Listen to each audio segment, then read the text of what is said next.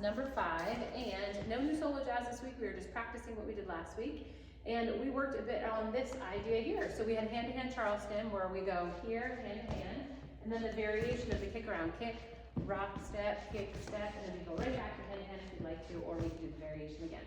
We talked about a couple things tonight. First is this idea of compressing and then a stretch away. Compressing and a stretch away. Talked about making sure that we have frames where you can see your own arm on the other side, and you keep it together with the center of your body. So as you move, your frame moves.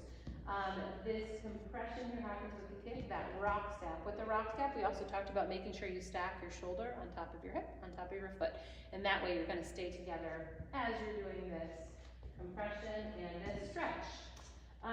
Then for the kick arounds, we have compression, stretch, and these, you want to toss lightly your partner the direction that they are going to be heading, right? So here, I'm here, I'm here. I'm going to toss very lightly Jen in that direction so that she knows where to go.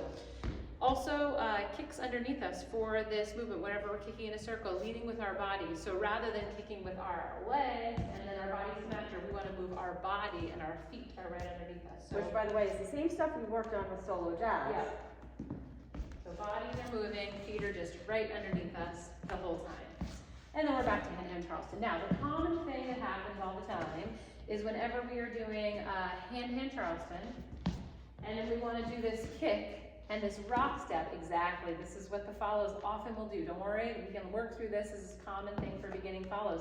But what Jen did there, if we can just like microcosm that moment, is she disconnected upper body from her foot. If she had just gotten that foot in line, she would just be doing a rock step there. So it's just a matter of remembering to keep that whole body in line so you don't sort of follow this kick out there, if that's what's happening to you.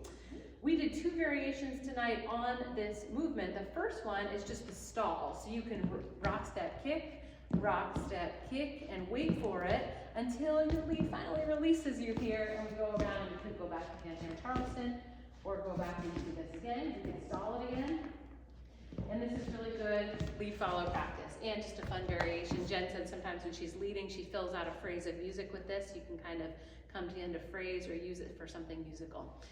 The other thing we did was the intentional miss. So here we've got the kick around, and if I just don't catch Jen's hands, then I can pick her up on the other side. So as a follow, we just keep on rotating. If we don't feel a change in momentum or a catch, keep on going, and then we can find each other on the other side. All right, so those are 2 little variations you can practice. Anything else? Well, just follows, make sure you keep moving through everything you're given, as if you're not going to stop until something stops you. So, and that'll make you an excellent follow. That's it. Good job tonight, you guys.